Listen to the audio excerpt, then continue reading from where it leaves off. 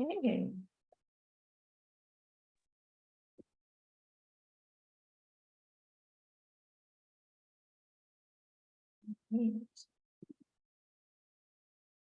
Excellent. Welcome. Welcome, everyone. We're just admitting folks to the session. Really excited to be here with everyone today. Thank you so much for joining. Today, we are gathering together to discuss this fantastic session that we've got planned. I'm really excited to have everyone here with us today. So I'd like to start with a land acknowledgement and to just quickly introduce myself. My name is Kathy Gibson. My pronouns are she, her. I am the Senior Project Management Manager and Consultant for Technology and People Networks, portfolio of equity, diversity, inclusion, and belonging, portfolio of work that we've been working on ensuring that we're continuing to sort of offer these wonderful equity, diversity, inclusion, belonging learning opportunities out alongside the Resource Hub. I'm very happy to be here with everyone today, and thank you so much for taking the time to join us for this really important session. Really just wanting to very sincerely acknowledge the land in which we are on today, that I'm joining from. Encourage you all to take a moment and feel free to introduce yourself in the chat if you like, and share with us which land you're joining from. I would like to acknowledge and share that I'm on the unceded traditional territories of the Coast Salish people, including the territories of the Musqueam, Squamish, and Tsleil-Waututh nations here in beautiful downtown Vancouver. I'm very, very grateful to live and work and play on these lands. And I encourage you, if you aren't aware of the land that you are on, I've shared a link in the chat that you can feel free to look that up and determine what land you are on and lean into further understanding and acknowledging that.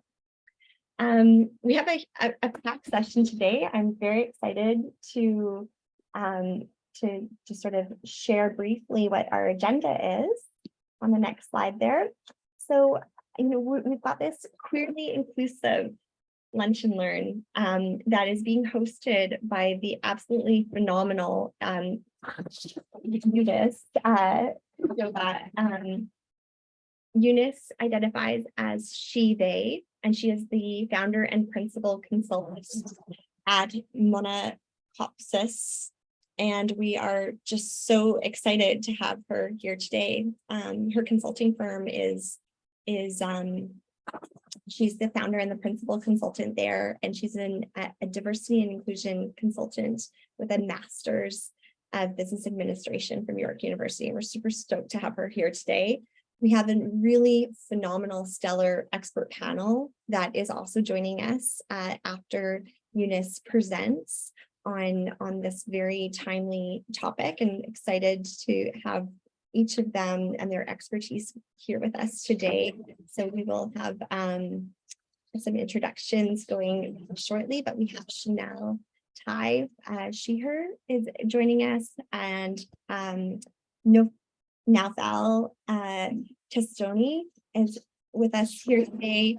Sara Martin. We're just super, I can't even tell you how excited I am to have this stellar panel here to share with lived experience on this really important topic.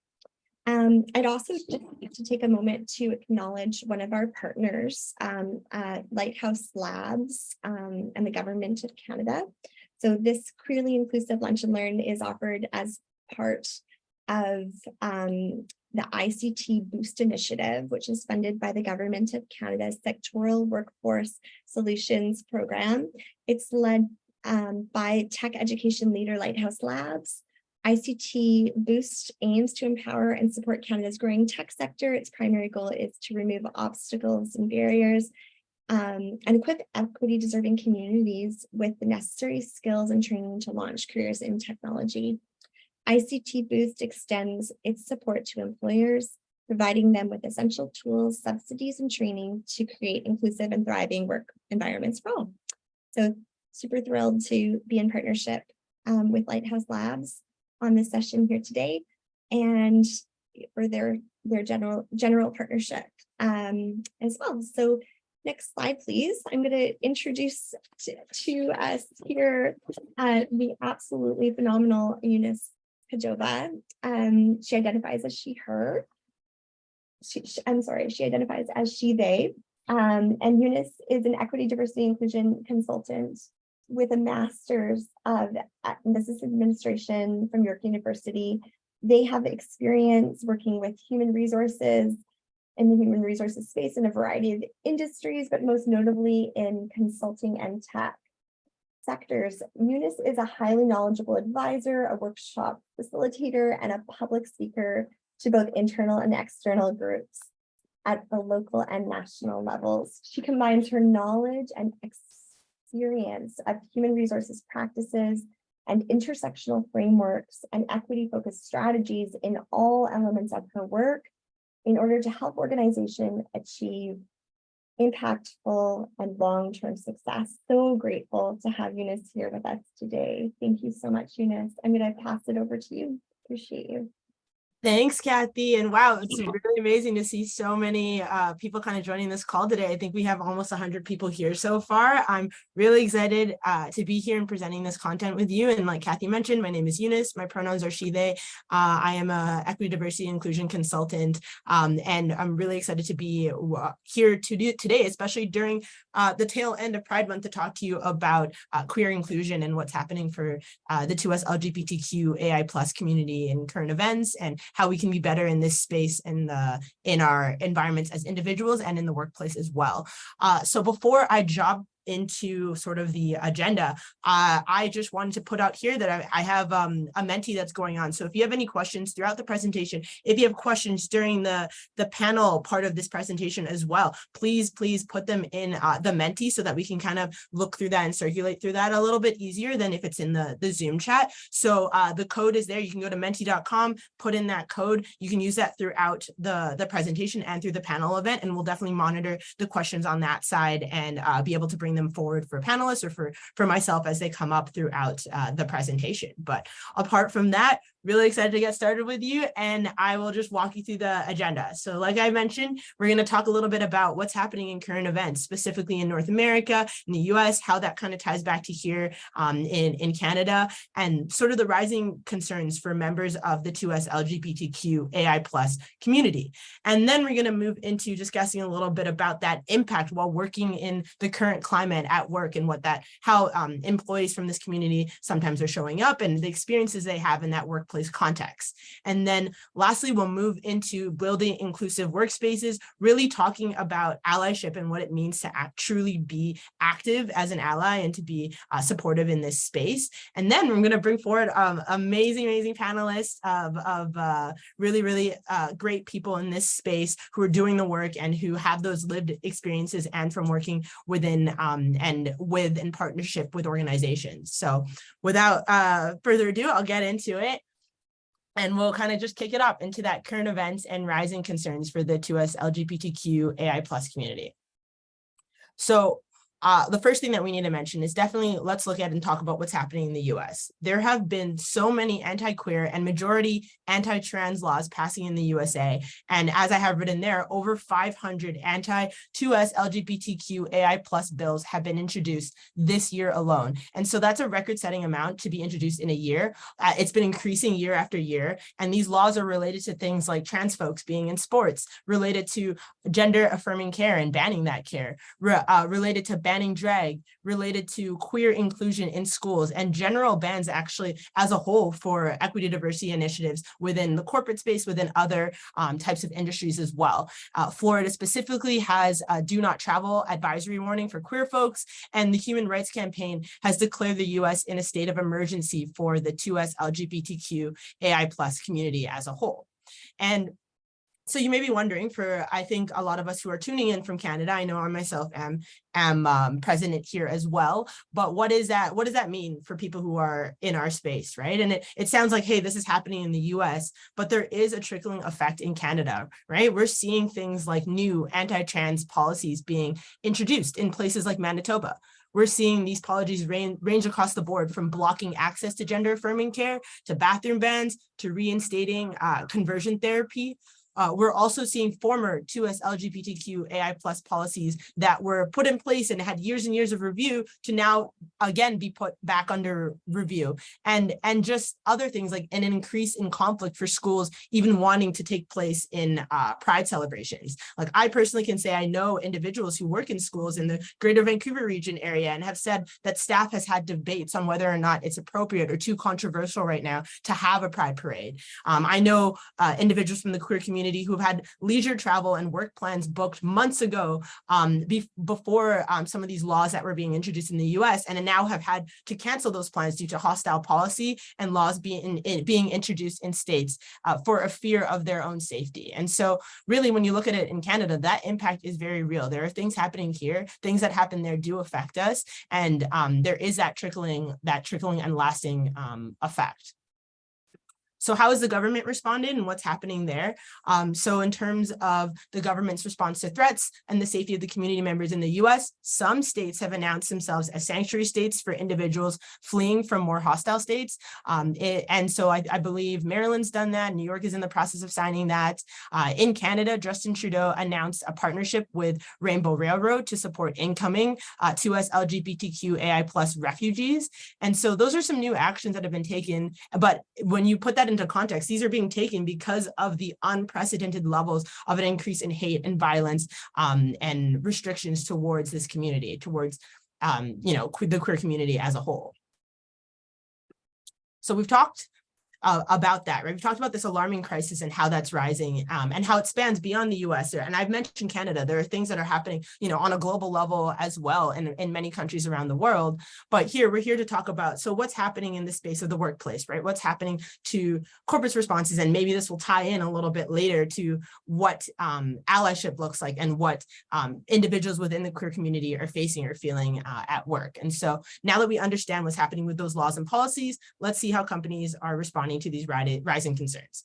So the first thing that I want to bring up is, Pride started off as a protest, right? And quite frankly, it still is one, and in need of meaningful support and active partnerships to really uplift this community. But for some organizations, support is only there during the times of celebration and then gone at any signs of conflict or controversy. So I'm bringing forward a couple recent examples just to showcase some of the things that have been happening in terms of the corporate space. So the first one is Target.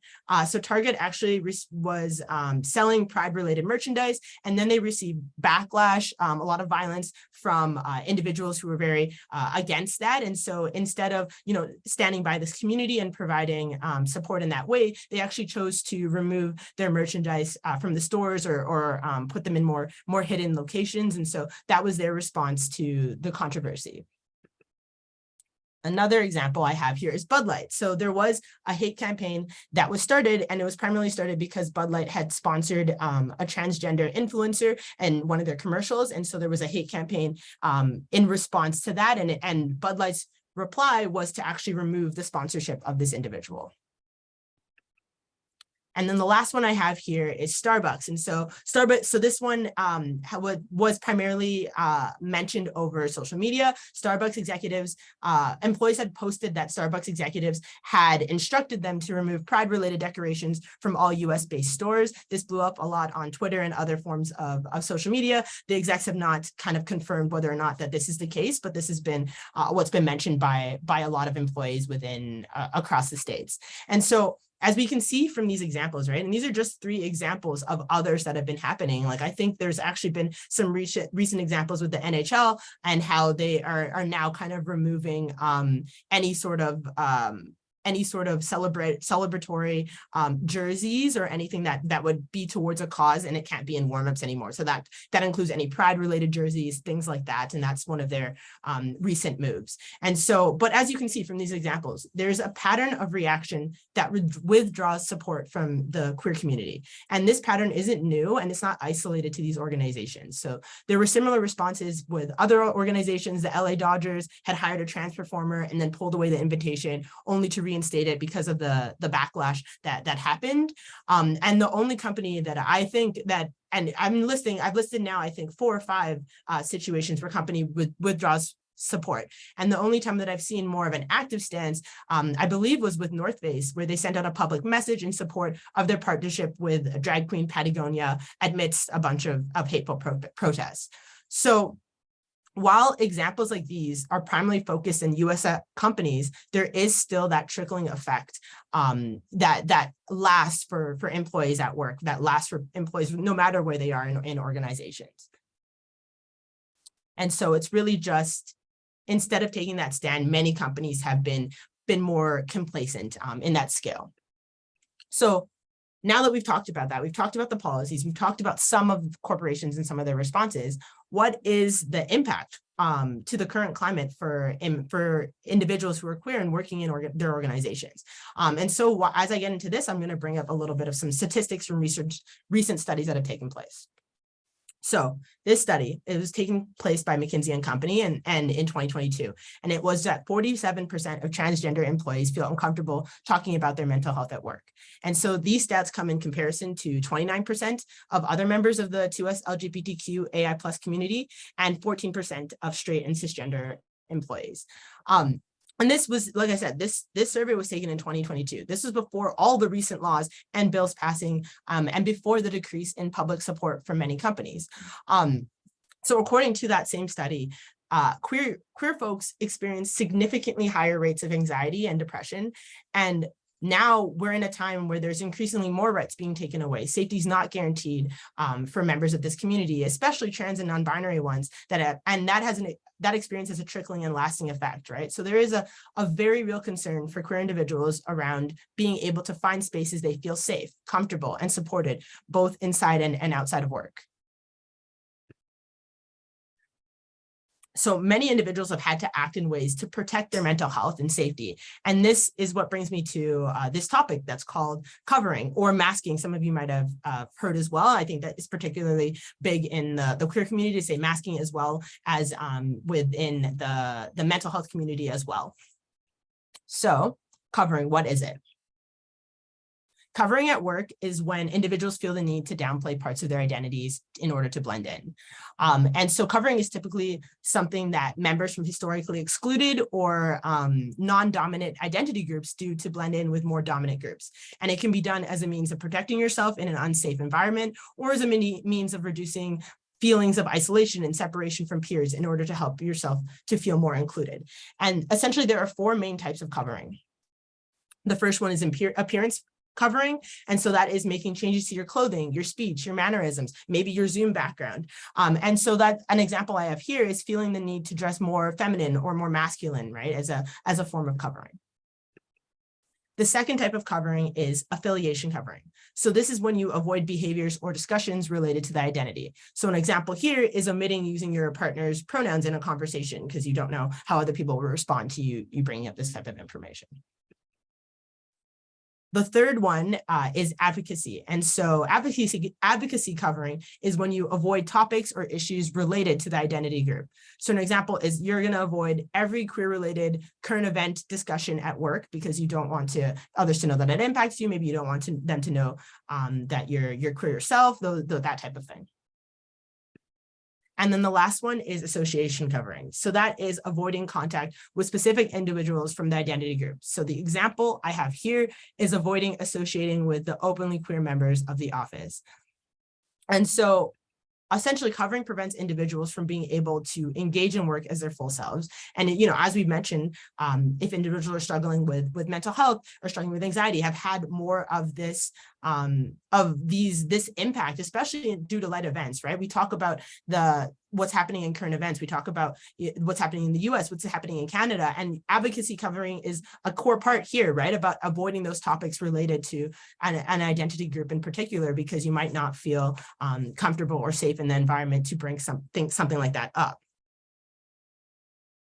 So that is one way that it's or 4 ways that it's showing up at work.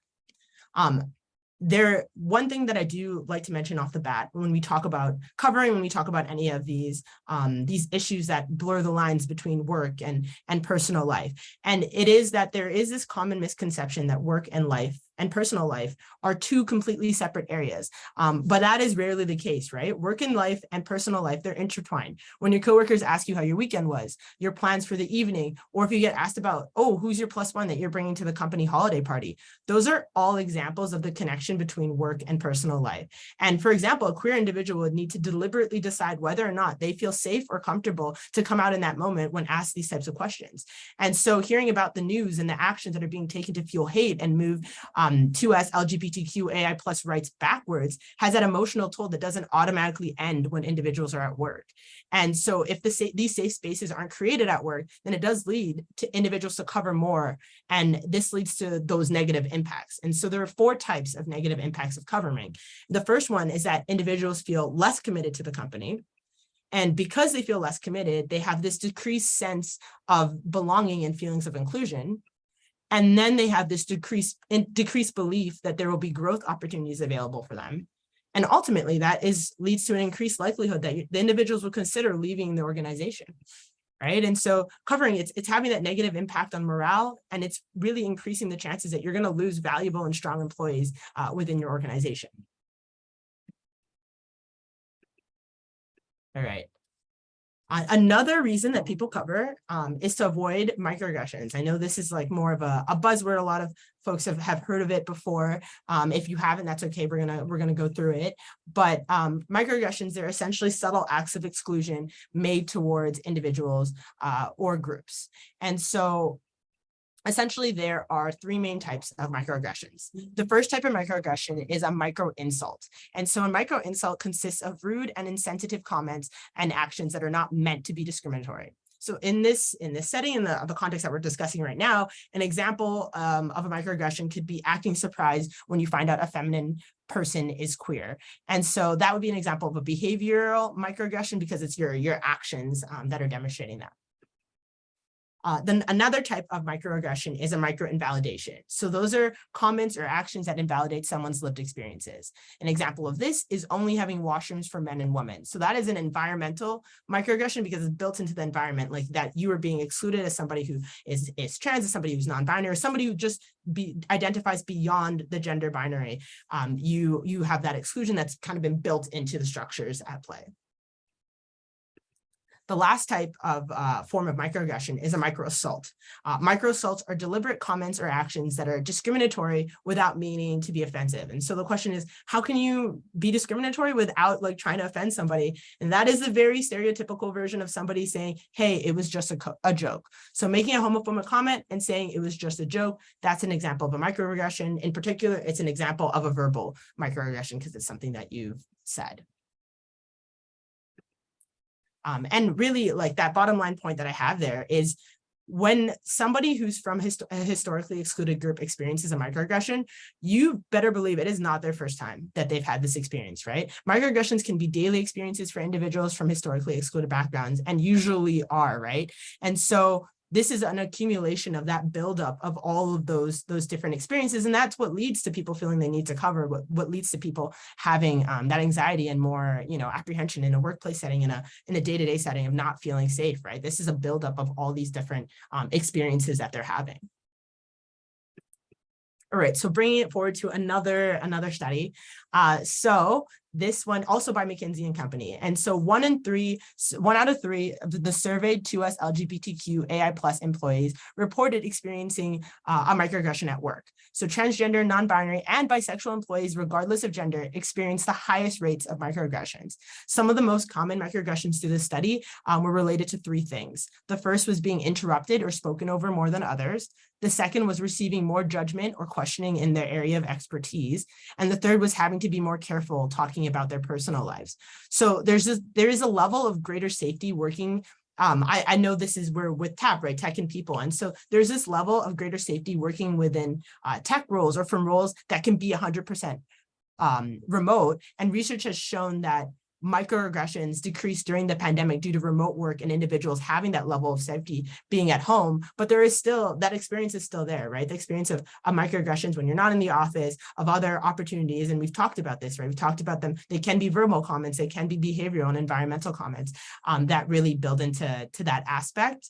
But this is just sort of what the research is showing for some of the most commonly aspects that individuals from the queer community are facing.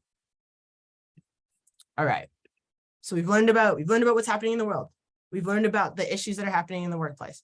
So now we're going to talk about building more of the inclusive workplaces. And specifically, we're going to spend a lot of this time talking about allyship and then kind of dive into that a little bit more with our panel as well. All right, so the first thing I want to talk about is understanding allyship. And there are 2 types of allyship. One of them is the one that you should be aiming towards, and the other one maybe straying from. And so the first type of allyship, this is performative allyship. And this is when you're engaging in empty promises, reactive measures, and verbal support of a historically excluded or marginalized community without actually making those system changes. The second type of allyship is active allyship. So that's when you're using your own privilege to continuously uplift the voices of marginalized and oppressed groups and partaking in ongoing action, awareness, and learning. And a really important point to note here is you can be an ally across communities, you can be an ally within communities, and you can be an ally outside of them. So for example, individuals who are cisgender, but do belong to the 2SLGBTQAI+ community can still be allies to individuals who are trans and part of this community as well, because there are individuals who are more excluded even within communities. So allyship doesn't mean that you're only from the outside looking into a community. You can be an ally within a community, and you can be an ally across different excluded types of communities as well. And then the very last point that I think is so important to mention about allyship is we talk about this a lot, is someone cannot just say, I am an ally, right? An ally is not a describing word. An ally is an action. It's an ongoing process. You may have been an ally in that moment. That doesn't mean that you're going to continue to be an ally. You have to keep up with that. You have to keep going. You have to keep constantly trying to improve and better yourself in this way. And so being an ally is that constant ongoing process of learning, of unlearning, of being uncomfortable. And we'll talk about that a little bit in more slides. Okay. So we're going to go through a few examples here in terms of performative versus active allyship. So the first example that I have here is a performative example. So we're posting about a social cause once because it's trending. And so I mean, we're posting on, yeah, social media and that platform once because it's trending. So the active response to this could be using your privilege to continuously uplift voices from impacted communities. So what do I mean by that? So this could be regularly reposting content from impacted individuals, or donating or volunteering at causes, or checking in with your team members who are personally impacted by particular issues. So just the one-off post is not, and there is definitely conversations around, is posting to social media performative as a whole? And some people say yes, some people say no. I think it really depends, because there is a way to, I think there's a way to do it in terms of really uplifting the voices and of the people within that community. And it's what you're doing in addition to that. And it's not just that one-off post during a particular month, but an ongoing post and support that you provide throughout the year, right? That is more active than that one-off aspect. So the way that you are mindful in your social media and who you look at and who you're supporting and the messages that you're bringing forward, that matters a lot as well. So the second type of example that I have here is tokenizing. So I have tokenization. So tokenizing individuals from historically excluded groups. So that would be an example of performative allyship. But I will back up and explain a little bit more about what tokenism is. So tokenism is the practice of making symbolic gestures to give off the appearance of inclusion towards historically excluded or marginalized communities by using members within those communities. So the way to be an ally in this is not really putting those expectations on individuals to be spokespeople for entire groups, to put them as like the one image in all of your marketing campaigns, to make them in charge of all of the events related to their particular community and to just kind of shove that on them, right? So being an ally in this space means taking the weight off of educating others or driving causes forward on the backs of the individuals who are personally impacted, and really you as an ally doing that work to ensure that you're being mindful of them and their space and their needs. Okay, the last example I have here is about making empty statements about safe spaces without ensuring they are safe. So for this, I will actually go into some examples. Essentially, an example that I'm familiar with, there is one, there were two I've seen this happen twice with two different retail organizations, one in Ontario, one in BC. And so essentially these organizations had tried to plan events that were like shopping days or shopping events for members of the 2SLGBTQAI plus community. They said, yes, we'll do something for Pride Month. We'll host an event specifically and in particular for these community members, and that's what we're going to do for Pride Month.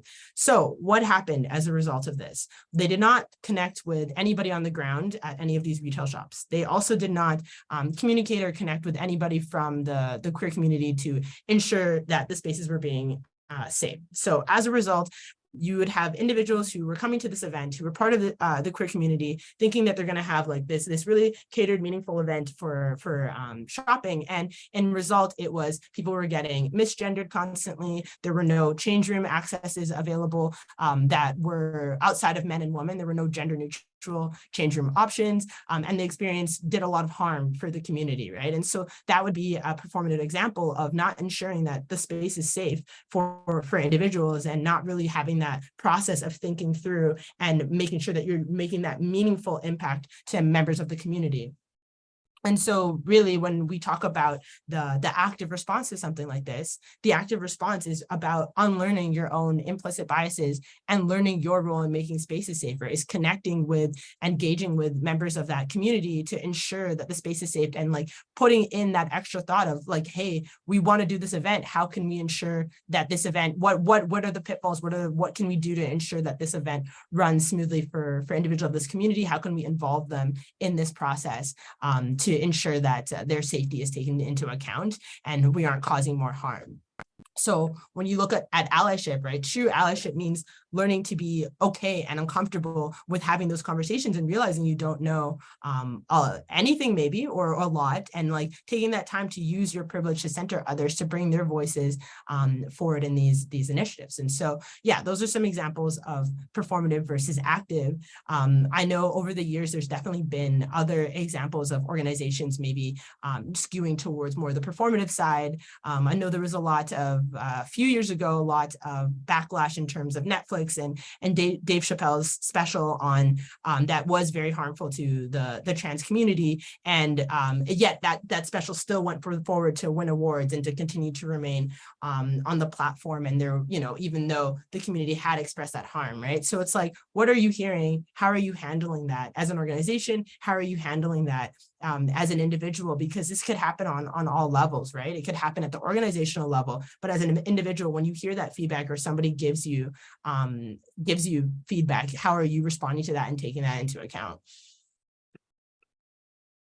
Okay, so we'll talk a little bit about allyship best practices and moving into that in creating inclusive workspaces and taking action as individuals. So in terms of best practices, I have like four hot tips to share. The first one being listen more than you talk in order to help you learn and unlearn behaviors.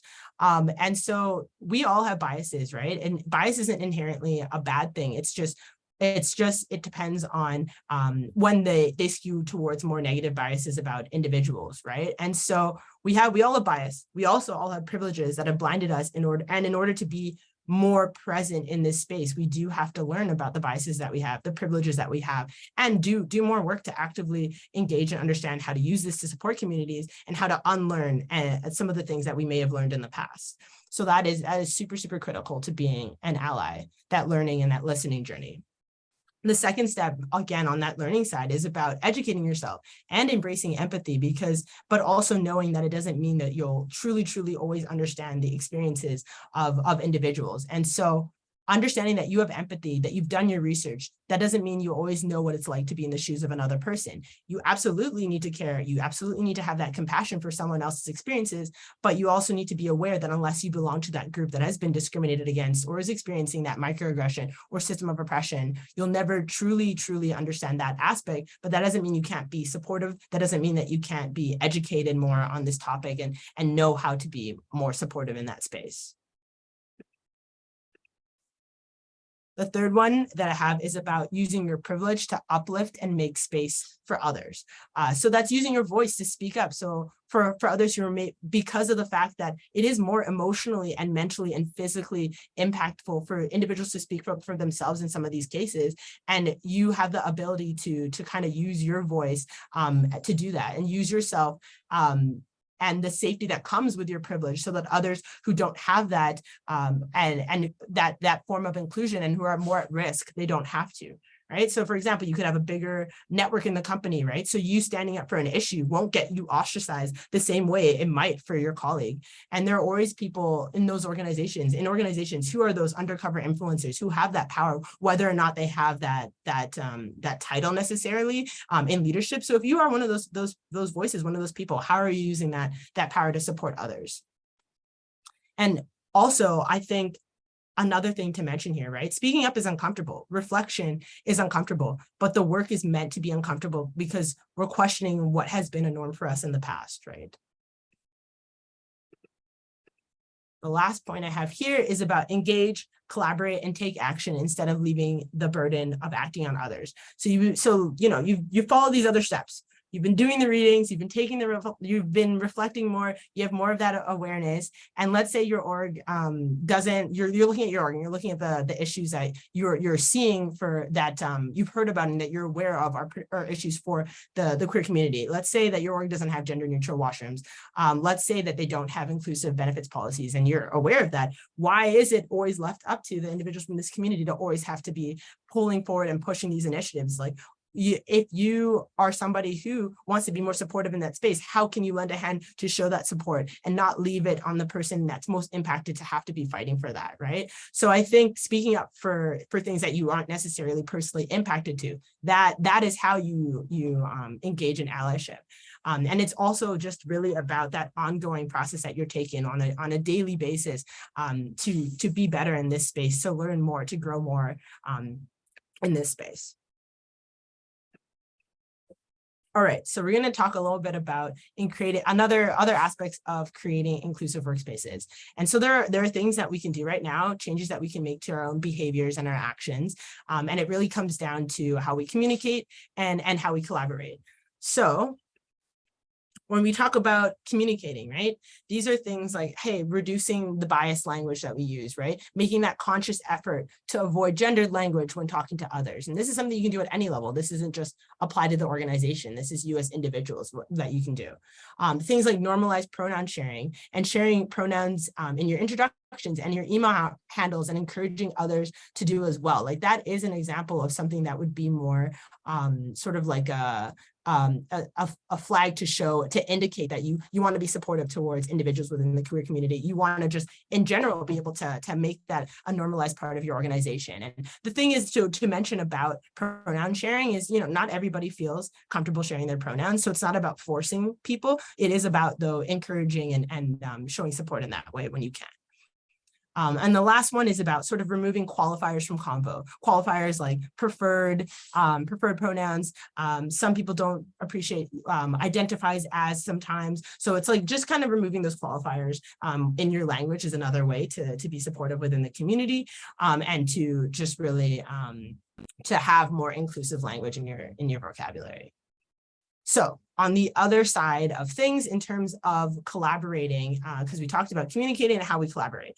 One of them is about supporting your ERGs. If you have an employee resource group and you have this isn't just applied to the queer community, any employee resource group, but if you have employee resource groups and team members are spending the time and the labor on open company events, you should go to these events. Like they're being made for everyone.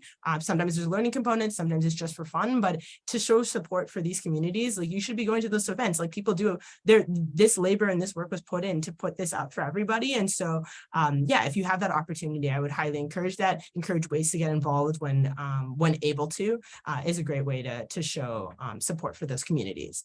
Another aspect, huge aspect, I know I'm mentioning this in one small section, but it is something that you need to bring into all of your journey in this work and being a better ally, and that is accounting for intersectionality, accounting for the fact that people have a bunch of different intersecting identities, and that is going to impact how they move through this world and through their life. And so queer people, they exist across social categories, right? And you need to recognize that experiences, they should never be treated in a silo, like all people from the 2SLGBTQAI plus community have the same type of issue. Different issues for different letters, potentially, different issues for things that aren't even included on here, right? When you factor in race, when you factor in, ability, when you factor in mental health, when you factor in so many other different aspects of culture, of experiences, you need to account for that in the work that you're doing as you strive to create more inclusive spaces. And the last thing that I want to mention is about creating your own microculture. So when I bring this up, and what I mean by this is maybe your organization doesn't have those policies in place. Maybe it isn't normalized in your organizational wide practices to share pronouns or do any of that. That doesn't mean within your teams you can't have these team norms and these cultures to create those safe spaces for individuals. And so you should design team norms and cultures that allow individuals to feel safe, even when there are no company guidelines. You can do that as a manager. You can do that as an individual contributor, and saying that you want to kind of bring some of that stuff forward. It's very, very within your realm to be able to create that in the absence of maybe something broader not being created. So those are some of the tips that I think are really important to mention about like how you communicate with people, and then how you collaborate, and how you can kind of work and grow in that space. So the last section that I have here is about taking action as an individual. So 4 things you can do right now.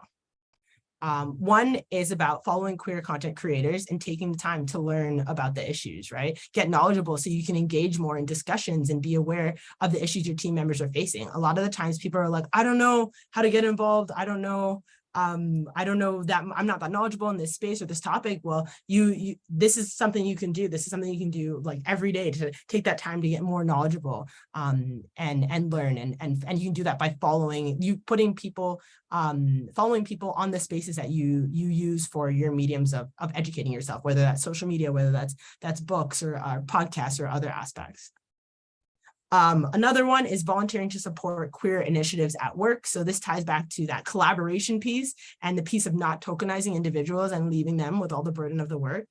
If your Pride ERG is publicly looking for volunteers to help with an event, you can help with that event, even if you're not directly part of that community. That is a great way to kind of engage. The third one I have here is about practicing and navigating conflict in conversations. So sometimes conflict is unavoidable. Conversations, like I've mentioned before, they get uncomfortable, but that shouldn't be on the onus of the individuals personally impacted to have to engage in all of these conversations. So if you want to be supportive in this space and don't know how to address conflict, take the time to learn and practice. There are so many frameworks that exist for having difficult conversations, for addressing conflict. So you should familiarize yourself with that in practice so that you're able to step in and engage in those situations. And again, not leave the burden of individuals personally impacted to be the ones who have to engage in that conflict. And then even more so to that, I don't have written down here, but a part of navigating conflict is also when the conflict is related to you, right? And it's about, maybe you've made a mistake, maybe you have, had that negative impact. It's how are you handling that impact as well, and how are you making up for that mistake in terms of apologizing, in terms of not letting that be something that continues in the future, right? And how are you having that genuine conversation for next steps forward? So that's super important in navigating conflict and taking responsibility and accountability. The last part I have here is about advocating within the organization for policy changes and for leadership support. So it's like, yeah, you've taken the time to learn, be aware of the issues. Now you can take the time to advocate for changes in your organization so that, again, queer team members aren't left with the burden of that work. So whether that is with, inclusive washroom policies, whether it is with benefits policies, or other aspects of your organization that you're seeing aren't really inclusive. Maybe it has to do with microaggressions and other things and forms of language that your team might use, right? You have the ability to advocate. And so you can, the important thing that I want to strive here is as individuals who are here in this conversation who want to be allies in this space and supportive in this space, you can say and do things in order to be louder. So individuals that are personally infected and from these communities don't always have to be the louder ones and voicing these concerns. So that really kind of wraps up some of the really, really big pieces that I wanted to bring up with this presentation. I hope you got some valuable tidbits in here.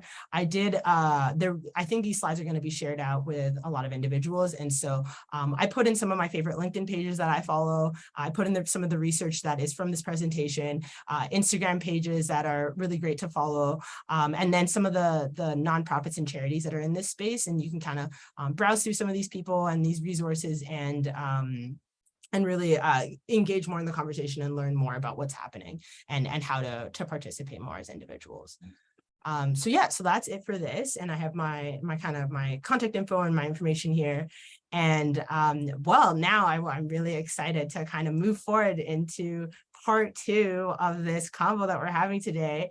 And we have this amazing panel of folks who are here for this call out on allyship and how to be more inclusive and to be greater allies, work towards being greater allies in this space. And so I just want to send out one more reminder about the Menti. So we're going to start kind of looking into this. We have some questions for the panelist members. We're also going to be looking at your questions as individuals in order to kind of bring that into the conversation as well. But if you have any questions whatsoever, type in that code, go to menti.com. And I'm going to be handing it off soon, but we have myself, Chanelle, Sara, and Naoufel here to be as this amazing panel that's going to be kind of connecting and having this conversation together.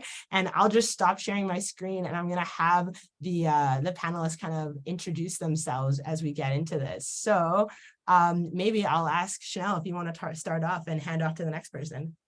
Sure. Thanks, Eunice. Also, fantastic timing. And I'm so impressed with you. It's the first time I've seen you do a solo presentation. You're dope. Hi, all. I'm Chanelle Tye, she, her. I am coming to you from, I'm visiting the land of the Seminole, the Taino, and the Tequesta in Southern Florida. I have not said gay yet, so I haven't been shot or put in jail, but I am queer, and I have a master's in equity and inclusion. I'm an equity inclusion collaborator, consultant, strategist.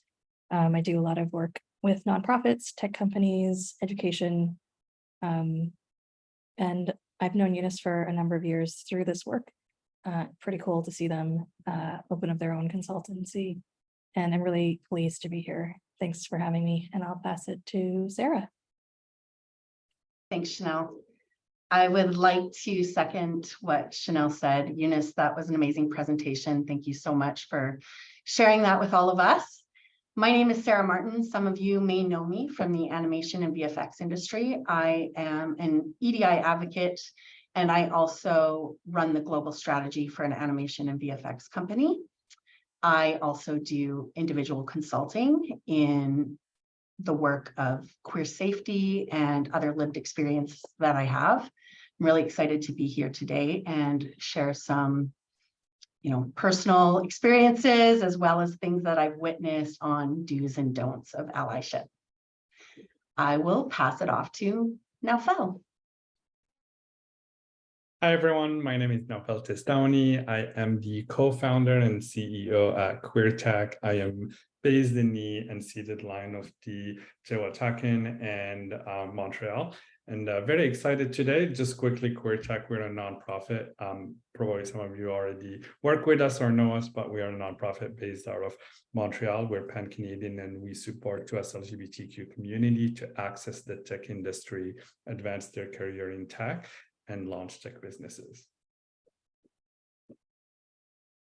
Amazing. Thank you everyone for doing the intros. And yeah, once again, I'm Eunice Kajoba from Chile. I'll be moderating this amazing panelist group that we've brought in. Get ready. It's gonna we have some great kind of questions and we're gonna be taking your questions. So for sure, post those in the chat. And so to start it off, let me just get some of those questions up and rolling for all of you. This one will be for everybody. Maybe if Chanelle, you want to start first on this one, but can anyone share any specific examples of success stories that you are aware of or personally experienced in which individuals have implemented allyship practices and made a positive impact on the experience of their queer colleagues at work? Mm-hmm. I'm going to speak to kind of more an organizational level, if that's okay, Eunice. Yeah. I know UBC has very recently updated their benefits policy to include IVF and gender affirming surgery, which is so incredible and hard fought for. I think that benefits piece and that policy piece is really, really helpful. So that's one example that I can think of off the top of my head. I don't want to hog the air. So anybody else? Yeah, maybe I can take a couple of minutes and tell a story. Actually, recently a situation happened that I think really spoke to a lot of the things that you've presented. And so I'll take a couple of minutes, but really this is someone reached out to me recently. It's an ally. I'm just gonna name them Sara, right? For just privacy. And this person have faced an issue on their engineering team where there's a new person that start working with them, and that person was new to Canada. They fairly started, and they're very nice, very helpful, but they would say certain comments when they would talk about pride or LGBTQ, and so it made them a little bit uncomfortable in the comments they said.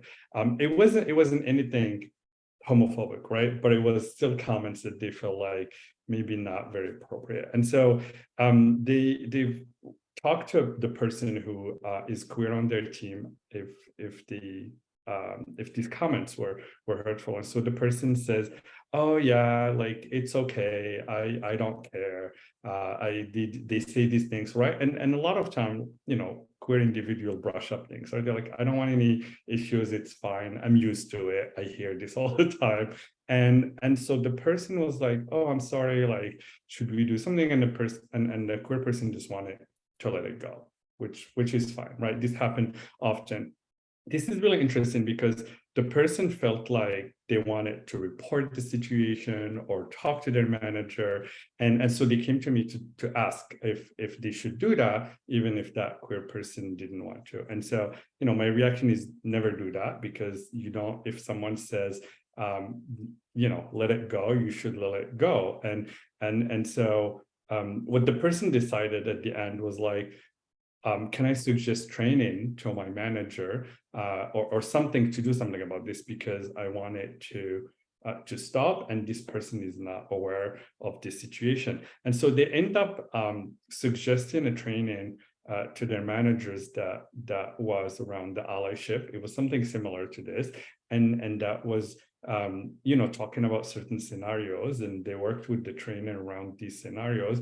And so after this training, the person who made comments before, named Ahmed, was realized what they were doing, and actually end up recognizing that at a team meeting and apologizing for making certain comments that he realized were never intentional, right? They were never malicious or anything.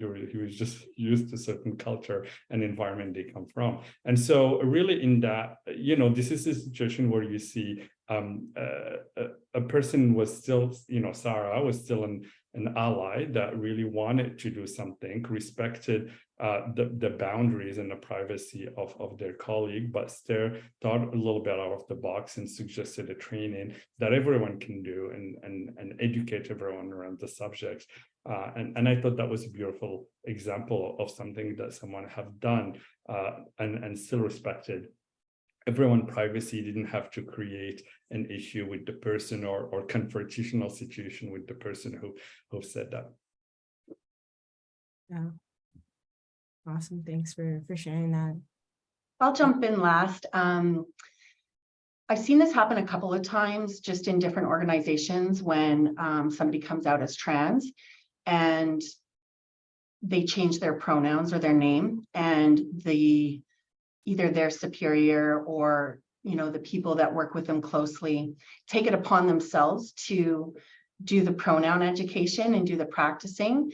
The number one thing that you can do if you have somebody in your life or in your workplace who changes pronouns or changes their names, even if they're not trans and they start using a different name, is to practice around them or without them there, and just take 5 minutes and make up a fake story. Oh, Sarah, that's her water bottle and blah, blah, blah. You can just kind of have a really benign moment to get yourself, because really often you don't talk about other people unless there's a reason to.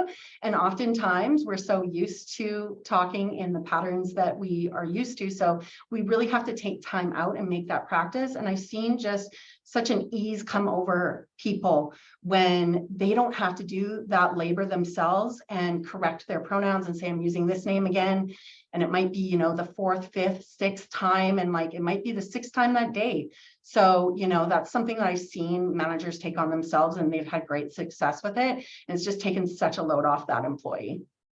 Yeah, no, those are some really amazing examples from you. And I was just going to share one of my own that's so funny because it ties right to what you just said, Sarah. And I have another role at Thrive Digital as on the people and development team. And it was when I had started there, the very first day, my boss had asked hey, so I know that you have 2 sets of pronouns, how do you want them to be used? And I told her, and I was like, I've been trying to use they, them more. And then automatically she was like, cool, done, we're doing it. And so just, whole team just use they, them pronouns for me, which I find to be really validating. And, you don't have all those spaces everywhere in your life, right? It's you definitely have some spaces where people don't use them at all or whatever, especially when it's their pronouns that I guess are less familiar to folks, especially when I previously had been using she, her pronouns. And so, it's really nice to have those spaces at work. And it was just that simple, quick conversation. And then it was done. It's, where that's it.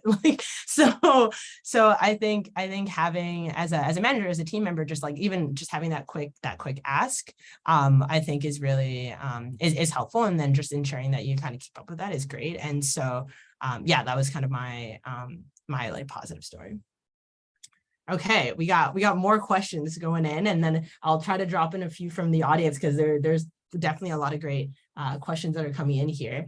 The next one that I have here, this one is maybe Sarah, if you want to start. Are there any potential pitfalls or challenges that individuals striving to be allies should be mindful of when supporting queer colleagues? And if so, how can they navigate this effectively? Yeah, so something that I see often is people that, they have their heart is in the right place. They really want to make a change and they don't know where to begin. So often they freeze and they, kind of look at the whole mountain or the whole staircase instead of just the stair in front of them. So, my advice would be to start somewhere. Another thing that I would say is just be mindful when you might not know something and you might go, especially if you're part of, not the queer community or even part of the dominant culture, you might go, I have no idea how to approach this. I know, I'll ask my queer friend. I'll ask my friend that's Black or a person of color because they're going to know. And oftentimes, I just want to remind people that belong to communities that are marginalized by society are not a monolith, so we don't all have the same opinions. But you know, this is where I'll say Google's your friend. So there's best practices and that are, you know, largely agreed upon in the queer community that you can look at to become an ally. And you don't have to make this big grand gesture and be suddenly this, you know, advocate that knows everything. It's in these really small moments where you can say, hey, you know, I noticed when I filled out the form for HR that there was only a box for male and female. Have you ever thought about having a other option and non-binary option, something like that? You know, it doesn't have to be this huge thing where you know everything. So that's my advice. Yeah. Did anyone else want to add to that? That was really good points. Yeah, there is 3 points that I have here I want to share. The first one, you know, Sara covered it, which is that the lack of understanding for certain communities. I think we can easily just look at our experience and try to project that in certain situations. So I would say, you know, the example I gave earlier where you know, Sara was before they brought up anything, they really went to the queer person and validated, you know, I've heard the person said this, did you find this offensive, or were you hurt, right? And validating that experience. I think the second one is sometimes unintentionally you can harm someone and offend them by trying to help. And I think, like in the story earlier I shared, like Sara, for example, respected Charlie's request, right? They didn't just went and created a report and put the person in a situation they don't want. They really, they've talked to them, and so instead of making a report, they decided to go another route and figure out ways how they can help without creating a situation for Sara, which I've seen in the past. You know, the queer person is now in the situation, and sometimes they just leave that work because they don't want to be in this uncomfortable work situation. And the third one is you know, don't tokenize your colleagues. Like, you know, with Pride, for example, a lot of time people want to be allies and get excited for Pride, and they're always like, oh my God, are you going to be organizing a parade? Are you organizing this? Are you doing this? And it's like, well, I don't want to be organizing things. You can also organize, right? And you mentioned this earlier, like that's something that any ally can do and do it. And you can get advice. You can hear other queer people's opinions, but they don't have to always be the ones leading or doing the work for the organization. Yeah, thanks. It's a really good point. Oh, go ahead. Can I add to that? Please Eunice? do. Please do. So I think connected to what Sara and Naoufel said is, you know, sometimes when we tokenize people or when we use their marginalized folks as free labor to organize a Pride parade or write the Pride social media post or you know, run the ERG or do whatever, like that part is already bad, which we've talked about. That's already a pitfall. But something that happens after that, which is like a personal pet peeve of mine as a queer person and as somebody who works in equity and inclusion, is once you've got that labor, whether it's free or it's paid for, you should remember that queer people are the experts of their own experience. And I say this because I had a client recently who came to me and they were like, my organization wants me to write the queer post, the Pride post, and design it for social media. Can you help me with the copy? So the two of us, two queers, sat down, we wrote this copy. It was dope. It was dope as fuck. If you were a queer person and you read it, you would be like, yes, I see myself in it. We talked about celebrating queer joy, queer love, queer lust. And it was like for an organization that does a lot of queer stuff, but is run by straights. And has a lot of queer people, but again, is run by straights and cisgender folks. Anyway, so we submitted this. We were very proud of it. It was great. I have a background in copywriting. The other person has a background in copy and design. So we know what we're talking about. Plus we're queer. Plus I have a master's degree in this stuff, right? And then what came back, their request, the change was so sanitized and so corporate and like so obviously written by an ally who had good intentions and no connection to the queer community and what is important to us, right? So it was clear that for us, the audience was queer people who are reading this need to see and understand and feel and believe that they're safe within this organization. And for them, they wanted partners to see that they were allies, right? And they completely missed the point, and an opportunity to really become a safer and more inclusive organization. So if you're going to use this for free, please listen to what we say. And also, please don't use this for free. Give us money, time in lieu, recognition, shout outs, whatever it is. But yeah, we know what we're talking about. You should listen to us. Thanks, Chanelle. And I think that really ties into like the performative versus active, right? It looks like what yours is, literally that organization just switched to being like making it more performative in that approach, right? And so yeah, there are just so many pitfalls with that, and yeah, really recognizing the voice of the people in the community is so essential. I do want to touch on the point that Sara had made, because it actually does tie back to one of the questions from the audience, so I might pivot to that. But Sara, you had mentioned about, queer people aren't a monolith, like we all have different perspectives and things like that. And I think this ties into the question I just saw, is somebody said recently they were told the word folks to address people is wrong, and they're wondering like why it's wrong, and like recommendations for other words to use. And so, yeah, I think that's an interesting topic because of the fact that different people have different perspectives on like what words might be appropriate and what words may not be. And so, yeah, just wanted to get thoughts from the chat here, if anyone has anything to say on that. Is it folks with an S or folks with an X? S. I mean, I've heard, this is not my personal belief, but I've heard that people believe that folks with an X is more inclusive than folks with an S. I don't care. I don't care. I don't care. As a woman, I don't want you to start calling them snow people. As a queer, I don't want you to start calling me folks with an X. Folks is already gender neutral and inclusive. The whole point is we're trying to be, as allies and advocates and self-advocates, we're trying to be inclusive, right? So for me, if you're using gender inclusive language, then that's great. Folks, human beings, homies, microbes, whatever you want to call people. As long as it's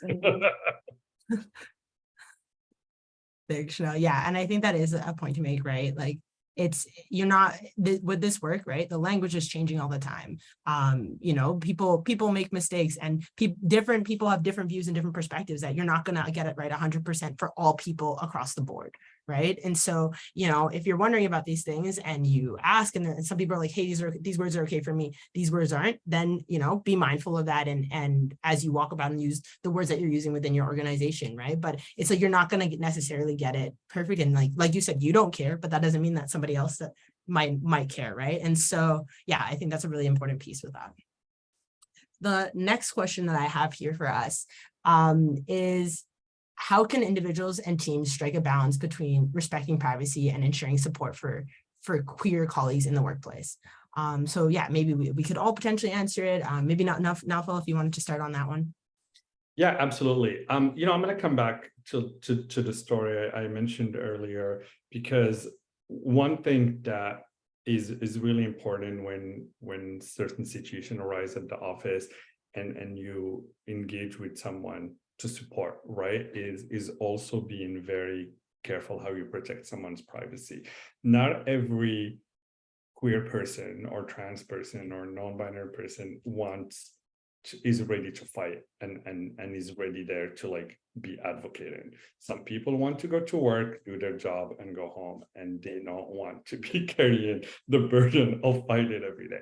And so this is really important, because a lot of times, and in this situation, you have someone who wants to be an ally, and they choose that moment where they really want to go and support someone, but they're really pushing them to do something that they're not comfortable with. And so, the example I did earlier, like the person Sara who went and talked to Charlie, the queer person, and so they've established that that it was hurtful, but they don't want to do anything.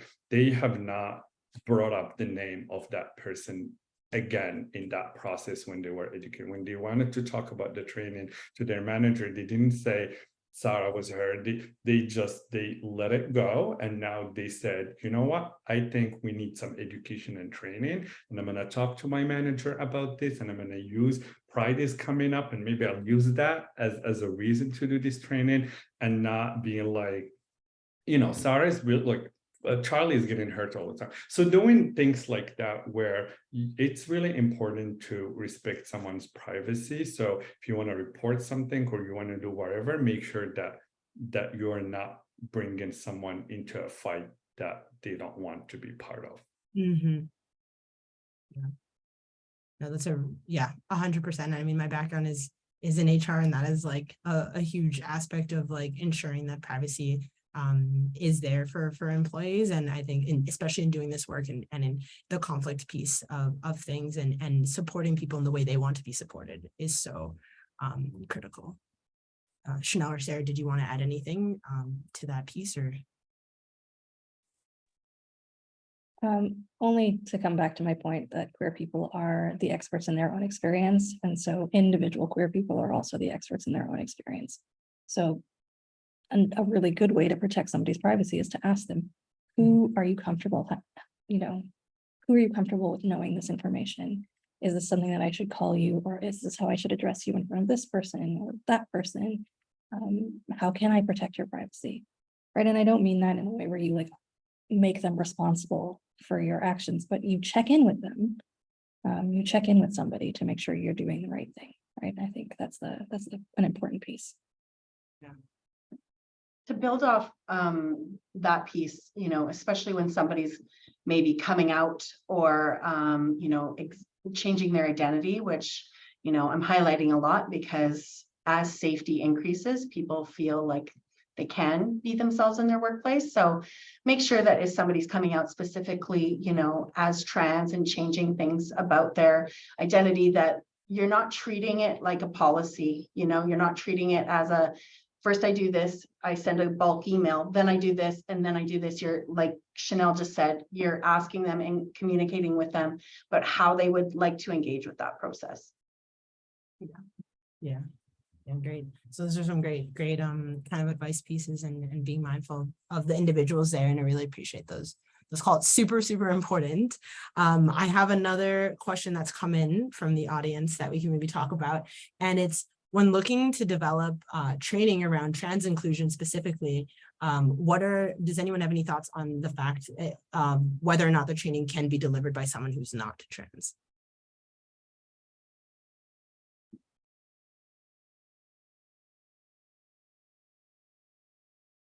I can add.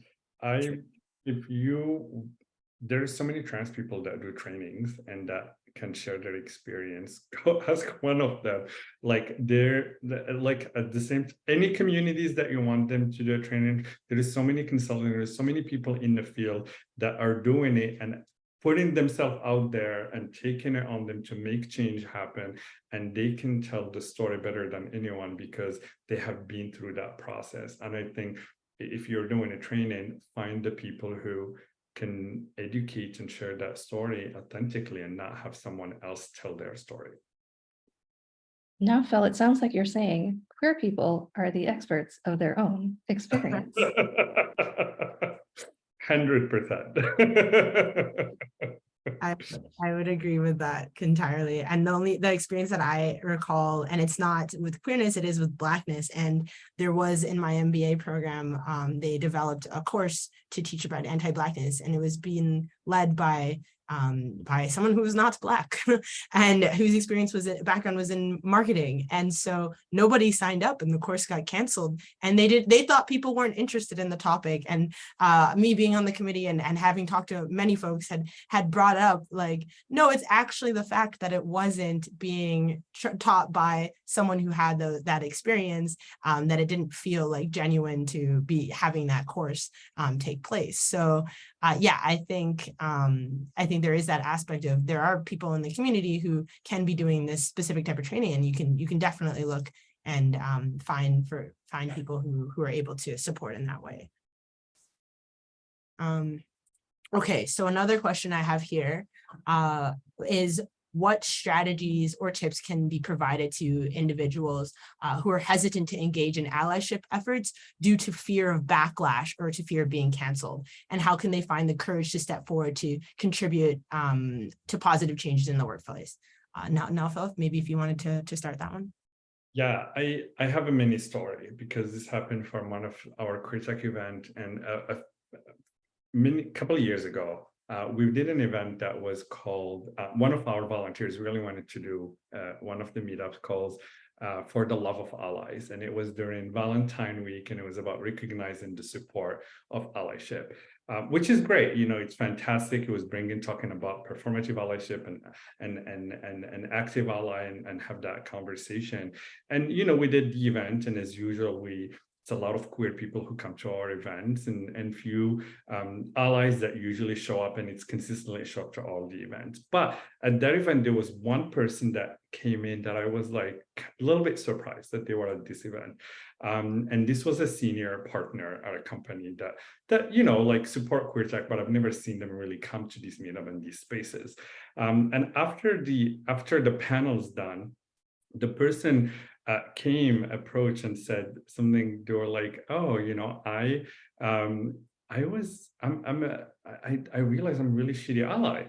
And I was like, "Why are you saying that? Like, why are you talking about this?" And they're like, "You know, all my career, I thought that by, you know, sponsoring queer tech or doing or supporting women to advance in work was like the active ally. But really what I realize is that so many times, and as a senior person in this company, I've heard people say something at the cafeteria, or I heard people at boardrooms, and I never said anything because I never think that it's my place to make a comment about someone else doing that. And I realized how wrong I was, because as a senior person in this company, I should intervene in certain situations. If someone said something, I should intervene and figure out ways how to use that moment for education. But until today, I thought that it was not my place to do that. And I thought that was amazing for someone to recognize that, you know, they were supporting, but there is a lot more they can do and that they want to do. They just didn't realize it, that it was for them to do it. Yeah. Yeah. No, I entirely agree. And I think that was an amazing response. I don't know, Chanelle or Sara, you have any insights? If not, we'll move to the next one, because there are a lot of questions coming in. We might have to do a speed round of questions, but I'll hit one at Chanelle for this one. So, you know, we have people here, like, I know this is tech and people, but we have people here across industries, not just in tech, that might be present for this call. And just wanted to get your thoughts on how can you provide insights on how allyship practices might differ across different industries or different organizational cultures, and what are some considerations for tailoring allyship efforts to specific workplace environments? Mm-hmm. So I come from education, and something that comes up all the time is like just the vast array of stakeholders that we have, right? Because we have employees, we have the employer, we have like 3 different unions that are involved. We have students who are minors, we have parents who have opinions, we have community partners. And so I think thinking about who all the stakeholders are in your organization or in your field, and how you can extend queer inclusion to all of them is really important, right? So for example, something that happens in the schools is we have, both for students and for staff, anti-bullying policies and anti-harassment policies and codes of conduct, each of which have, this is how we treat queer people, spelled out exactly like that. Like, you know, and of course, for the students, it's going to be a different language, you know, because even though many students know more than many adults, we're still trying to make sure that they understand at their level. It's the same thing with whoever your stakeholders are. If they're English language learners, if they're old people, if they're newcomers, you know, you need to be able to manage the message well, and that's going to differ across industries. I think another piece that matters a lot is, how do I say this?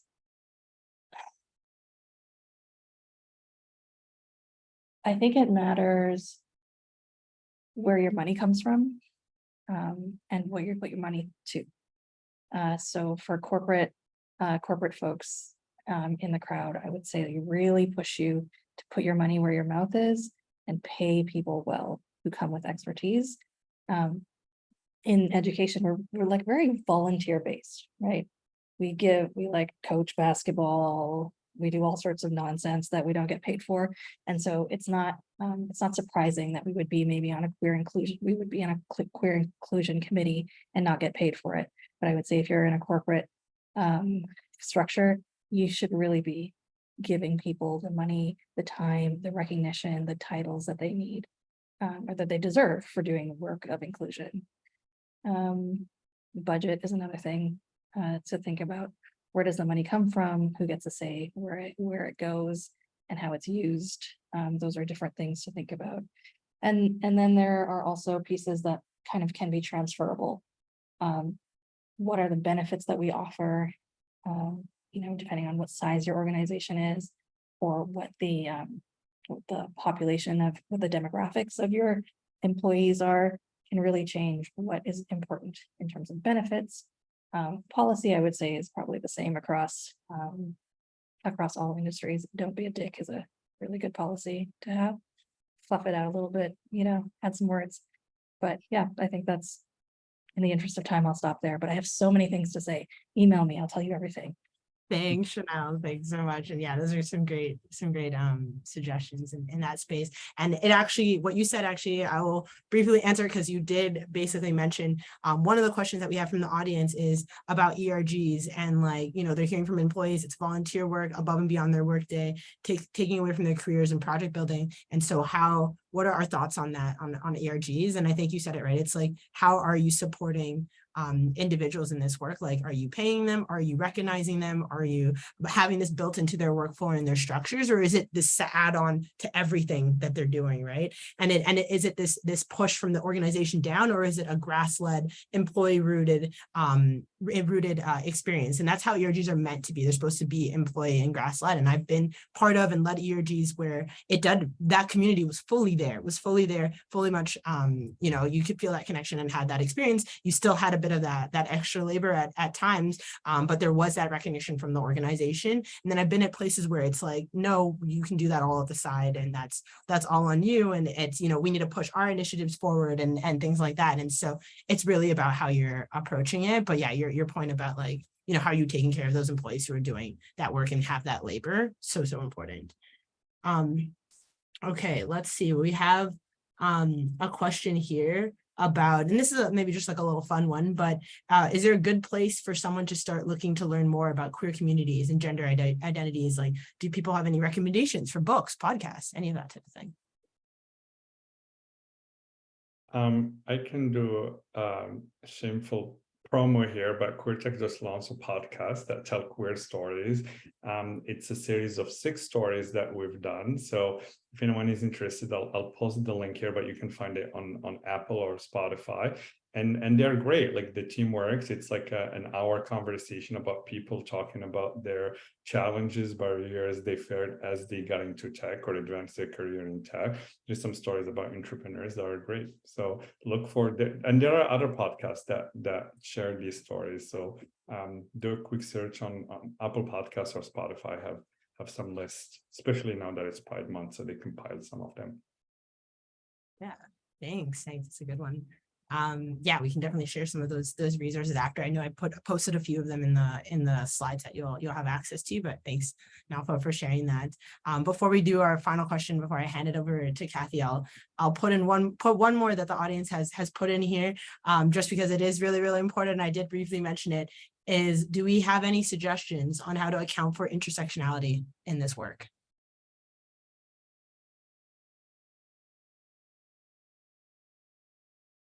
I do. Yeah, okay. Very often in the context of Canada and in the context of Vancouver, where 3 of us are based, when we say queer, it's equated with white queerness, sometimes white male queerness. Like, gay men, gay white cisgender men are the top of the queer pyramid. They get all the stuff, they have all the money, the funding, whatever.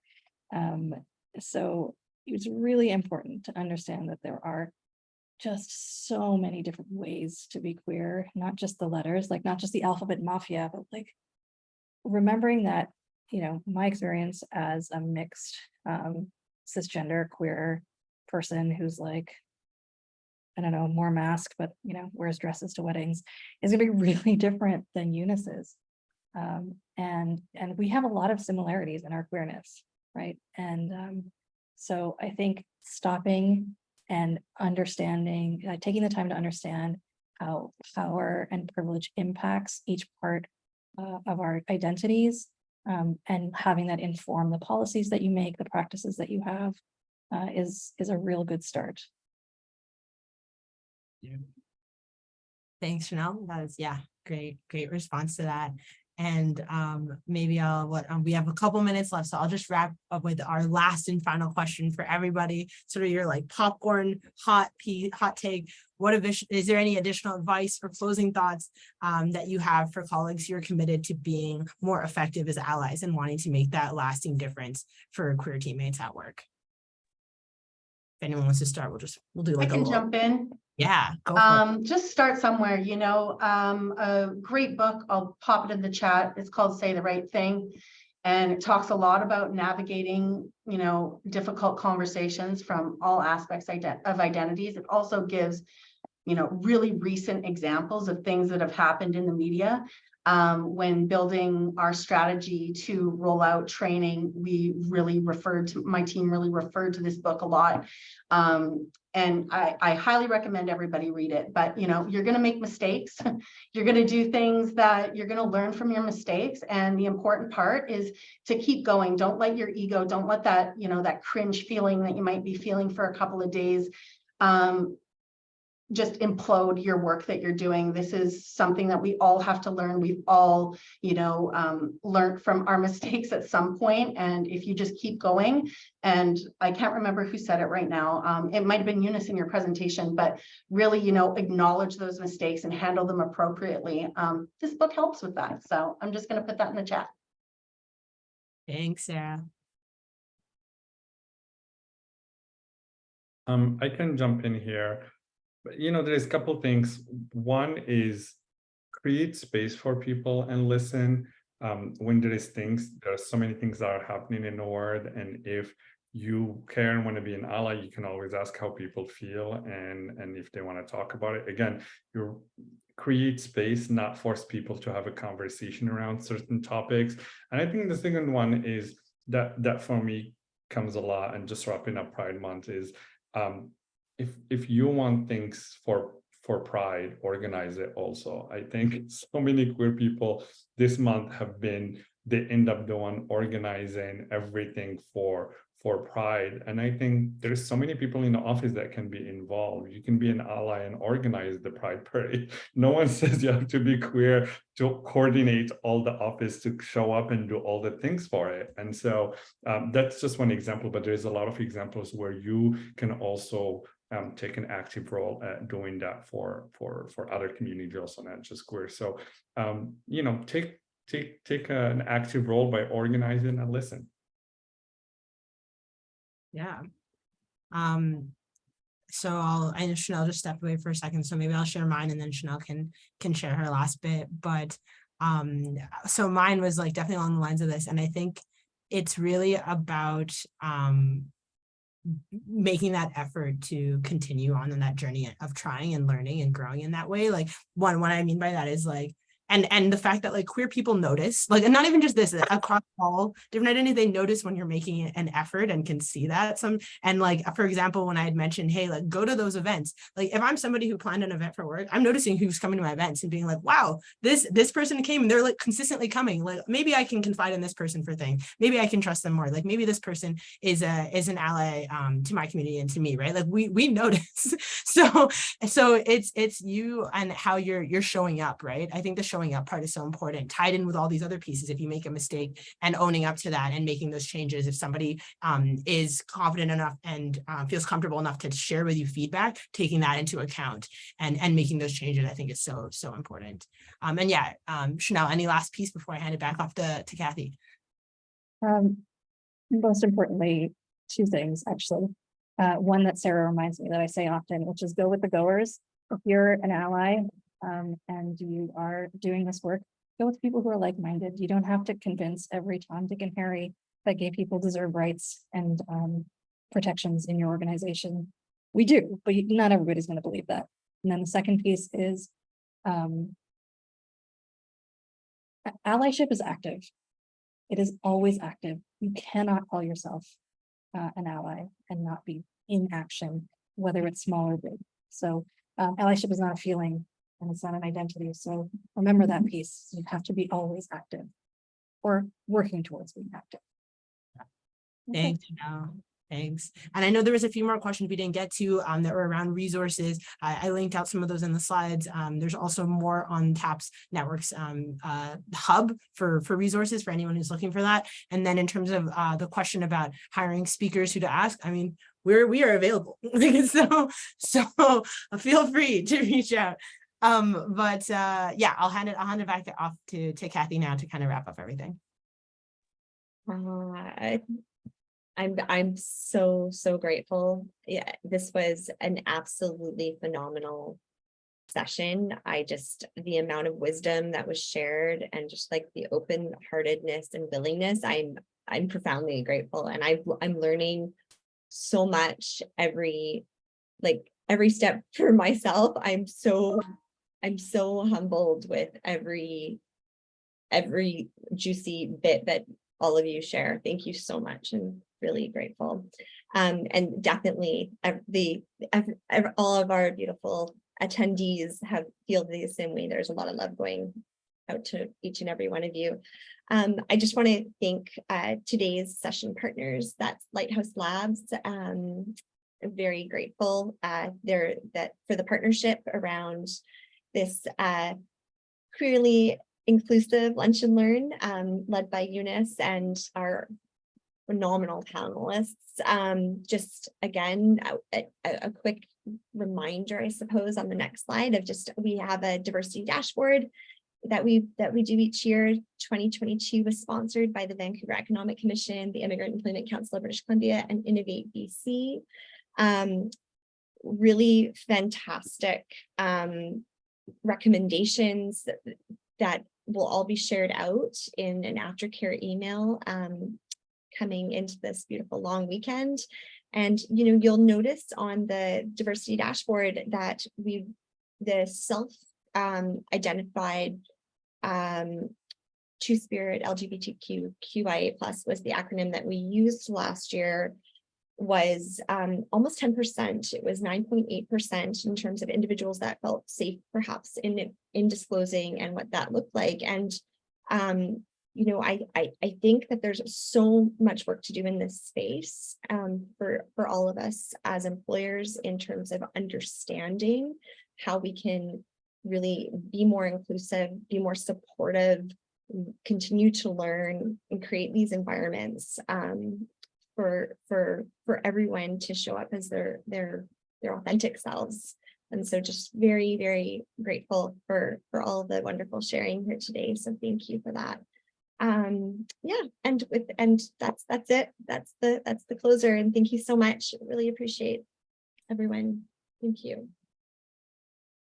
Thanks, everyone. Thank you. Thanks so much. Thanks, homies. Incredible. Here.